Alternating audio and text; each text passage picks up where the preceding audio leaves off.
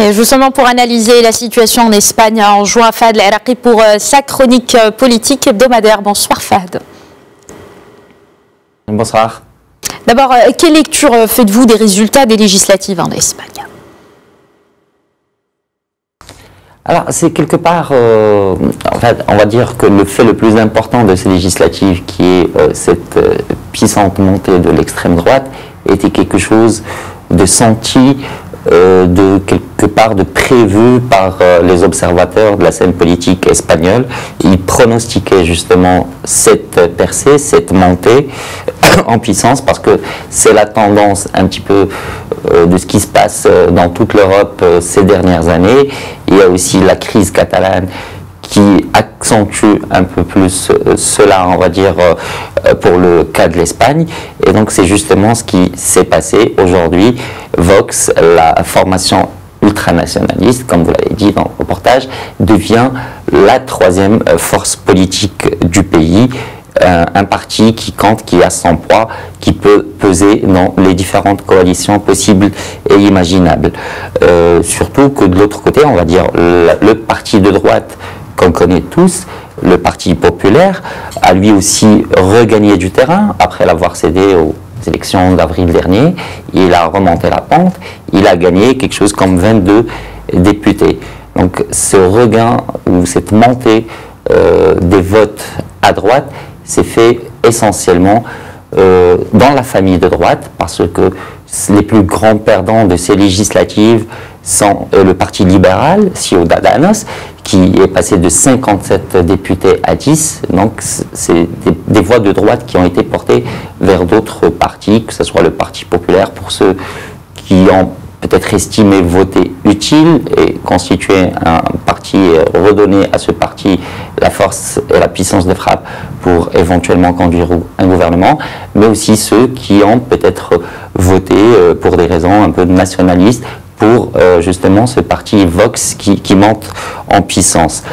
Au niveau de la gauche, c'est quelque part, on va dire, une stabilité, voire une petite perte de terrain, parce que même le grand vainqueur, enfin celui qui arrive premier, qui est le Parti socialiste, le PSO, il a perdu malgré tout 3 sièges, alors qu'il a organisé justement ces élections pour gagner plus de députés, pour avoir plus de manœuvres pour négocier une majorité.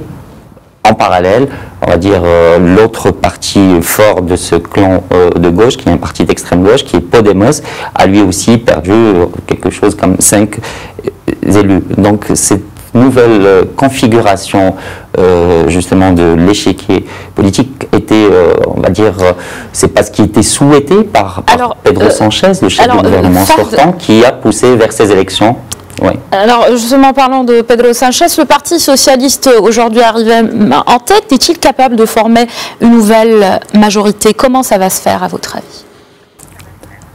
Alors justement, il avait convoqué ces élections parce qu'il avait échoué dans ses négociations avec Podemos l'été dernier pour constituer cette majorité, et il voulait justement, il avait 123 sièges, il visait 140, voire plus, pour justement avoir la force et essayer d'arriver facilement à cette majorité absolue dans le Cortés espagnol qui est à 166 sièges. Sauf que justement là, il se retrouve non seulement en recul de 3 sièges comme on a dit, mais même son partenaire, le parti avec lequel il négociait cet été, Podemos, a lui aussi reculé.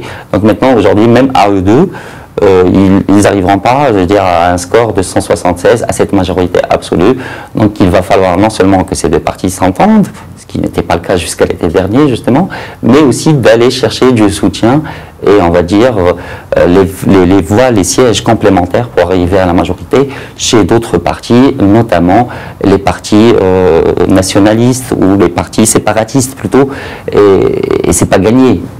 Lorsqu'on voit ce qui se passe dans la Catalogne, c'est difficile de voir des partis justement séparatistes s'allier au Parti populaire, au Parti socialiste, pardon, qui est aujourd'hui au pouvoir. Donc c'est une configuration assez compliquée. Brièvement, maintenant, quelle incidence a cette situation sur les relations avec le Maroc? Alors, justement, cette situation de blocage politique, elle dure depuis 2015, ce qui n'a pas empêché, justement, le Maroc de continuer de collaborer avec les institutions espagnoles. La coopération, par exemple, dans le domaine comme l'immigration ou dans la lutte contre le terrorisme ou dans la lutte contre le trafic international, est quelque chose, on l'a vu toutes ces dernières années, c'est quelque chose qui a continué, qui fonctionne très bien. La même chose par rapport aux relations, on va dire, économique, parce qu'il s'agit là essentiellement d'intérêts privés, d'entreprises qui continuent de tourner.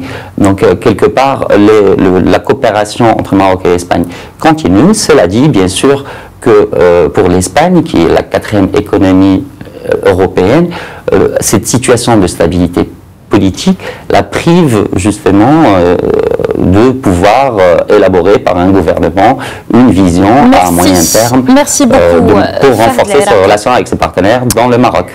Votre idée est claire. Merci beaucoup Fadel Araqi pour cet éclairage en direct depuis Rabat.